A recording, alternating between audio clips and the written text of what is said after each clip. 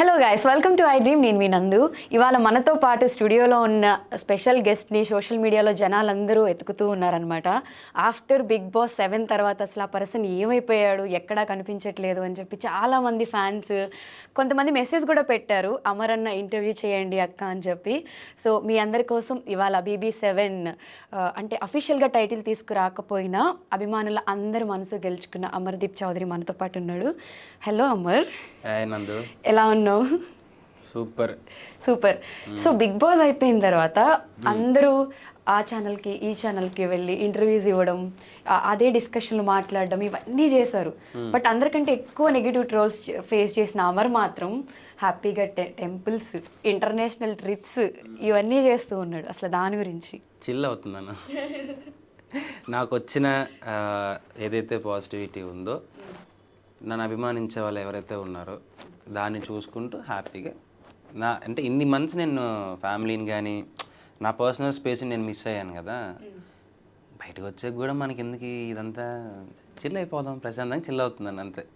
So fame అయ్యాను అంటావా, నేను ఒక రామా అనే ఫేమ్తోనే లోపలికి వెళ్ళాను. సో మళ్ళీ అమర్దీప్ అనే ఫేమ్తోనే బయటకు వచ్చాను. ఆ ఫేమ్ని ఎక్కడ ఎలా ఉపయోగించుకోవాలో అలా ఉపయోగించుకుంటాను. యాక్చువల్గా అమర్దీప్ రామాకి ఎంతమంది ఫ్యాన్స్ ఉన్నారో ఆ పాజిటివిటీతో అమర్దీప్ లోపలికి వెళ్ళాడు నువ్వు చెప్పినట్టు. సో స్టార్ మా నిన్ను ఎంత లేపిందో అంతే డౌన్ చేసేసింది ఫస్ట్ 5 వీక్స్లో. నీ ఫ్యాన్స్ చాలామంది దిస్ ఈజ్ నాట్ అమర్ అన్న ఇది కాదు, ఈ 5 వీక్స్లో చూసిన గేమ్ అమర్ది కాదు అని చాలామంది కూడా కమెంట్ సెక్షన్స్లో అవి కమెంట్ చేశారు. అసలు అప్పుడు నీకేమైంది ఆ 5 వీక్స్ అంటే? అసలు ఎందుకు ఆడలేకపోయింది? స్టార్ మా డౌన్ చేయలేదు. స్టార్ మా ఈజ్ యూస్ టు సపోర్ట్ ఎప్పుడు నాకు, ఎందుకంటే నేను స్టార్ మా ప్రోడక్టే కాబట్టి నన్ను ఎప్పుడు స్టార్ మా డౌన్ చేయదు. ఇట్స్ డిపెండ్స్ ఆన్ నేను లోపల ఉన్న పరిస్థితుల వల్ల డౌన్ అయ్యింటనే తప్ప ఛానల్ ఎప్పుడు అసలు సమస్య లేదు. It's completely open hand. ఆడిన వాళ్ళని లేపుతారు, లేని వాళ్ళని ఎలా ఉంది మనం అలానే చూపిస్తారు తప్ప స్టార్ మా ఎప్పుడు నాకు సపోర్ట్ అయ్యి ఉంటుంది తప్ప డౌన్ చేయదు. ఫస్ట్ 5 వీక్స్ అంటావా, అది చాలామంది అడిగినా నేను చెప్పడం ఒకటే. ఫస్ట్ 5 వీక్స్లో అంత ప్రణాళిక పెట్టుకొని రాలేదు కదా. బ్యాక్ ఎండ్లో ఏం చేయాలి, ఎలా ఉండాలి అనేది తెలియలేదు.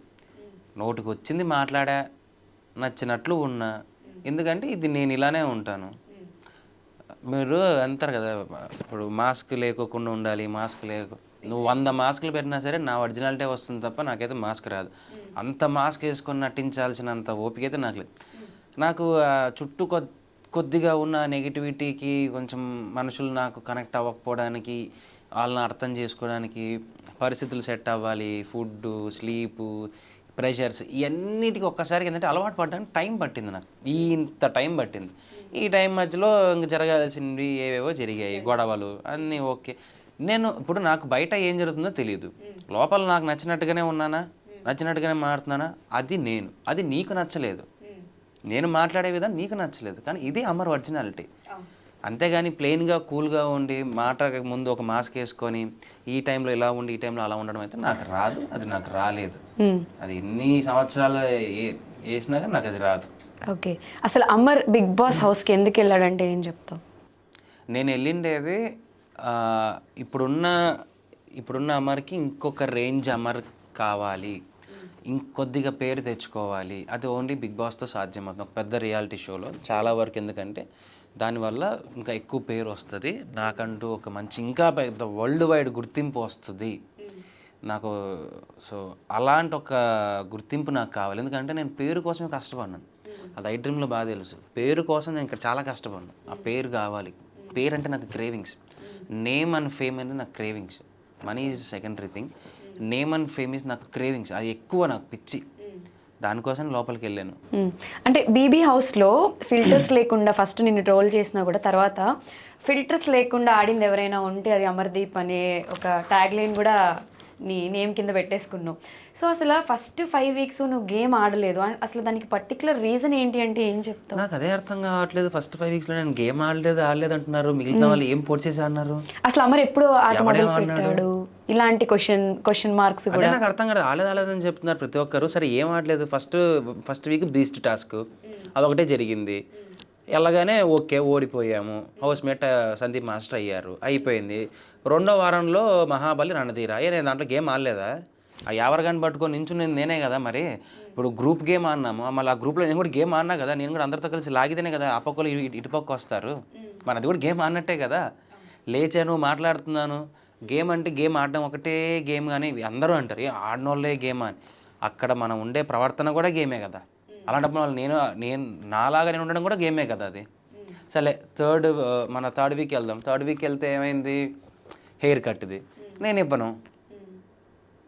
నేను ఇవ్వను, నీకు ఇష్టం నువ్వు ఇచ్చుకో, నేను ఇవ్వను. నాకు అది నాకున్న ప్రాబ్లమ్స్ నాకునే, నేను చెప్పుకున్నా, నేను ఇవ్వను. అంతకు మాత్రం ఆడినట్టు కాదే.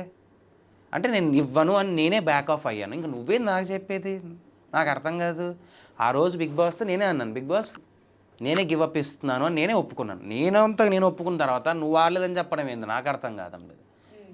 అరే నాకు ఇష్టం, నాది నా ఇష్టం, నా పర్స్పెక్టివ్ని కూడా నువ్వు లేదు నువ్వు ఆడలేదంటే, ఇచ్చి ఆడడం గేమ్ అయితే ఇవ్వకుండా ఆడడం కూడా గేమే నా వరకు. సో నీ గేమ్ నువ్వు జెన్యున్గా ఆడా. సరే 4th వీక్ వద్దాం. బీబీ బ్యాంక్ టాస్ జరిగింది. మళ్ళీ బజార్ కొట్టాను కదా, కాయిన్స్ తీసుకున్నాను కదా.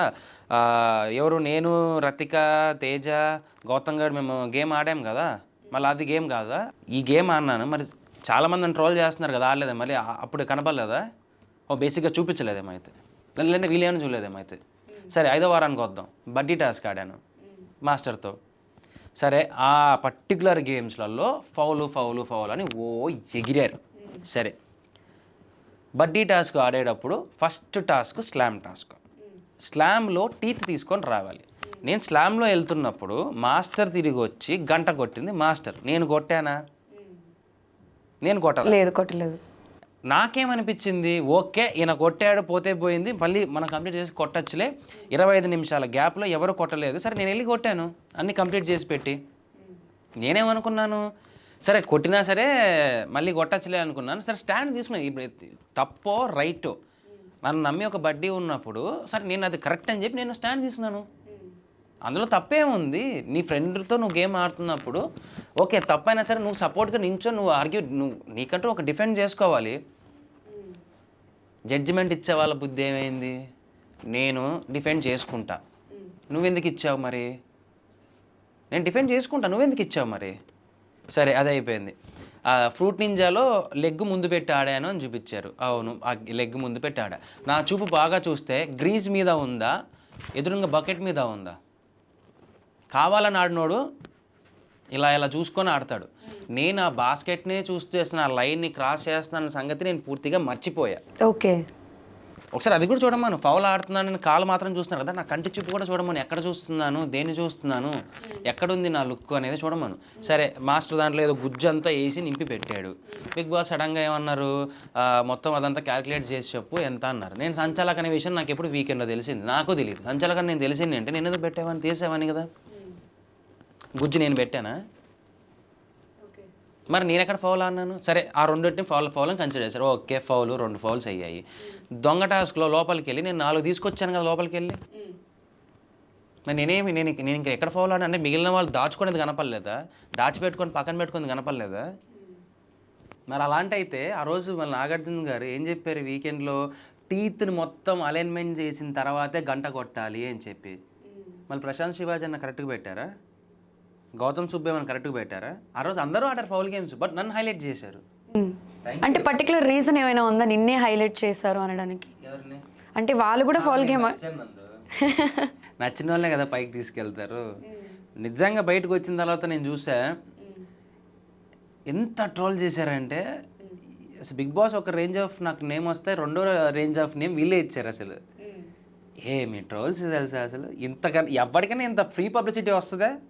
ఎంత బ్యాక్గ్రౌండ్ పబ్లిసిటీ తెలుసా? లైఫ్ లో ఏం జరిగినా చిల్ అవ్వాలి బ్రో అన్నట్టు. నా సావి రంగం మామూలుగా లేదు అసలు. అంటే నా గురించే డిస్కషన్, నా గురించి నిజంగా అరే ఎంతమంది మీరు అసలు నా గురించి మాట్లాడుతున్నారు. నిజంగా నాకన్నా అట్లీస్ట్ నేనైతే ఊర్లో వెళ్ళి హ్యాపీగా వెళ్ళి మంచిగా మూవీస్ చూస్తూ కూర్చున్నాను, గేమ్స్ ఆడుకున్నాను, గన్ ఫైరింగ్ చేసుకుంటున్నాను, ప్రశాంతంగా ఉన్నాను. నా గురించి మాట్లాడుకుంటుంటే నాకు అదే నా గురించి ఒక డిస్కషన్ జరుగుతుంది. Okay done. యూట్యూబ్లో చాలా మంది పాపం ఏవేవో స్టోరీస్ రాసి కొంచెం శాలరీస్లో అమౌంట్ కూడా ఎర్న్ చేసినట్టున్నారు. ఎంతమందికి లైఫ్ ఇచ్చావేంటి అమర్? లెట్ దెమ్ డూ, హ్యాపీగా చేసుకోమా. నేను అందరికీ నెగిటివిటీ చేసే వాళ్ళకి నేను ఒకటే చెప్తా, బ్రో ఐ డోంట్ కేర్, చేసుకోండి, ఎంత చేస్తారో చేసుకోండి, ఐఎమ్ హ్యాపీ. కానీ ఒక్కటే నందు నేను చెప్పాలనుకున్నది, ఆడోళ్ళని తిట్టుకోకుండా, ఆడోళ్ళని ఇన్వాల్వ్ చేయకుండా దమ్ము ఉంటే నన్ను తిట్టమని చెప్పాను. నన్ను తిట్టమను. ఎందుకంటే వాళ్ళ ఇంట్లో కూడా ఆడవాళ్ళు ఉంటారనే విషయాన్ని మర్చిపోయి విచక్షణంగా ప్రవర్తించిన వీడియోలు కానీ ఫోటోలు కానీ ఉన్నాయి. ఒక తల్లికి, ఒక పిల్లానికి, ఒక ఫ్రెండ్కి ఎలాంటి ఫోటోలు పెట్టకూడదు అలాంటి ఫోటోలు పెట్టారు, విత్ స్క్రీన్ షాట్స్ ప్రూఫ్తో ఉన్నాయి. నేను అవి తీసుకొని ఏమన్నా చేయొచ్చు, ఎక్కడికైనా చెప్పచ్చు. కానీ ఎంత నీచంగా తయారన్నారనే విషయాన్ని నేను దాన్ని ఎక్కువ తీసుకోలేకపోతున్నాను. మన ఇంట్లో అమ్మ అంటాం, ఒక అమ్మకి మనలో ఉన్న కొన్ని భాగాల ఫోటోలు తీసి పెడితే ఎలా ఉంటుంది? పెట్టచ్చు అలాంటి. అమ్మకు పెట్టారా? పెట్టారు కదా.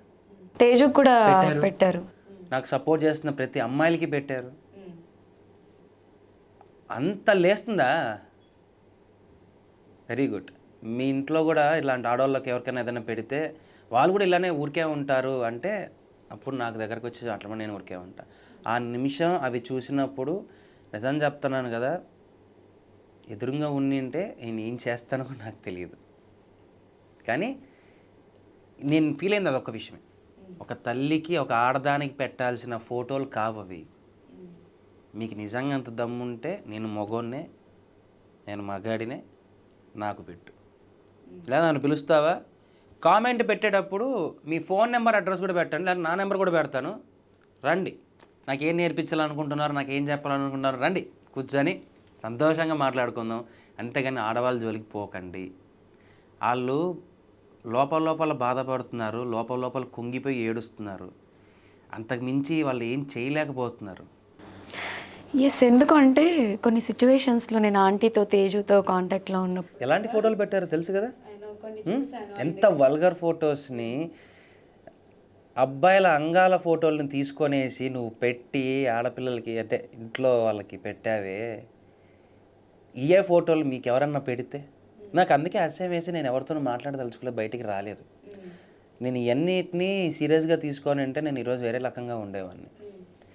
వాళ్ళ ఏడుపు, వాళ్ళ బాధ చూడలేక నేను కొద్ది రోజులు అందరికీ దూరంగా నేను బయటికి వెళ్ళిపోయాను. బట్ ఇప్పుడు ఓకే, మళ్ళీ ఇంక నుంచి అలాంటివి పెట్టదలుచుకుంటే దయచేసి మీ ఇంట్లో కూడా ఆడవాళ్ళు ఉన్నారు, ఒకసారి వాళ్ళకి చూపించి బాగుంది అనుకుంటే మాకు పెట్టండి. అంతేగా.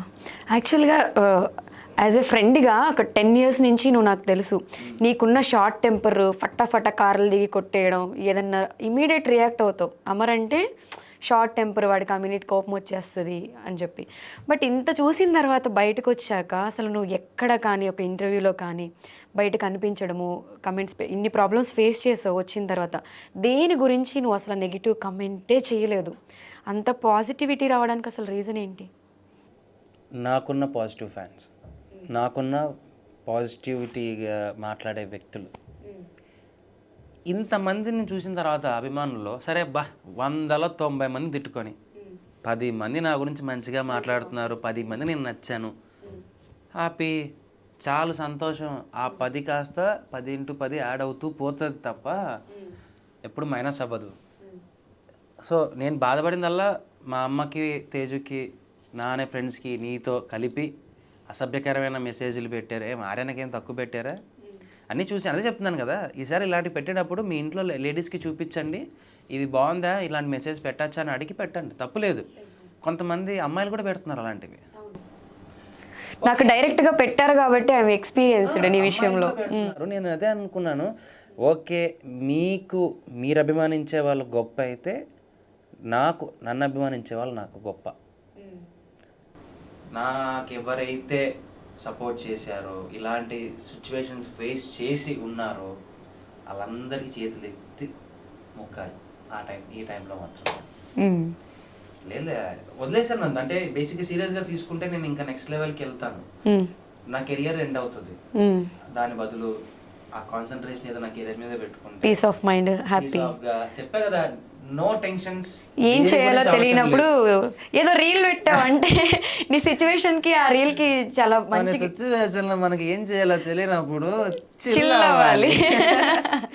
సిచ్యువేషన్స్ లో ఈ అబ్బా ఏదో చిరిగిపోతుంది నా చుట్టూ అనే ఆవేశాన్ని పక్కన పెట్టి నెక్స్ట్ నేను ఏం చేయాలనే ఆలోచనలోకి వచ్చేసాను. తిట్టుకొని పెట్టుకొని వాడుకొని మాట్లాడుకొని పాపము వాళ్ళకి చిన్న పని ఏదన్నా ఉండాలి కదా, చేసుకోమని హ్యాపీగా. But I'm happy with my positivity. నాకున్న పాజిటివ్ ఫ్యాన్స్, నాకున్న అలా అనుకుంటున్నారేమో పెట్టే 20, 30 మంది, 40 మంది, ఒక 100 మంది అవ్వచ్చు. ఒక 100 మంది కామెంట్లు చూసిన తర్వాత అమ్మరికి ఇంతమంది బ్యాడ్ ఫాలోయింగ్ ఉంది ఇంతని ఎక్స్పెక్ట్ చెయ్యరు డార్లింగ్. వాళ్ళు అనుకున్న వాళ్ళకన్నా కొన్ని లక్షలలో ఉన్నారు అభిమానులు. అది నేను చూశాను బయటికి వచ్చాక. పెట్టే 400, 500 కామెంట్లు, 500 మందిని తీసి పక్కన పెడితే 1,90,000 కన్నా పైగా ఇంకా కోట్ల మందిలో ఉన్నారు. నిజంగా అది నేను చూశాను. కొన్ని లక్షల్లో ఉన్నారు. మీరు పెట్టుకోండి ఆ 500 మంది, కొట్టుకు చావండి, హ్యాపీగా కొట్టుకోండి కింద, హ్యాపీ. Very nice.